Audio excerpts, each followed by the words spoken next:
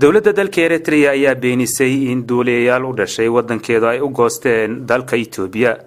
Laba diyaaradood oo ah kuwa dagaalka ay leedahay Eritrea ayaa la sheegay inay u goosteen Itoobiya, waxaana sidaasi wakaaladda wararka AFP u sheegay koox ka tirsan mucaaradka Eritrea.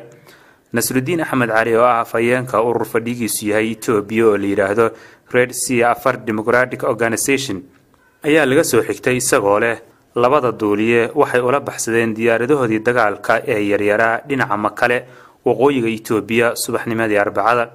Waxa kale oo uu sheegay magacyada duuliyayaasha waxaana ku tilmaamay inay yihiin kuwa waaya aragnimo fiican u leh dhanka ciidamada. AFP waxa kale oo soo xigtay dedegan Makale oo sheegaya in diyaaradaha dagaalka Itoobiya ay si aan caadi ahayn u dulheehaabayeen Arbacadii. wasiirka warfaafinta ee dalka Eritrea ayaa ku gacan sayray in laba duuliye ay u baxsadeen dhinaca dalka ay colaadu kala dhaxayso ee Itoobiya. Yamane Gabriel Meskel ayaa u sheegay wariyaha BBC-da Mari Heba inaysan ahayn markii ugu horeysay ururka Red Sea Afar Democratic Organization ay been noocaas oo kale ay sheegaan.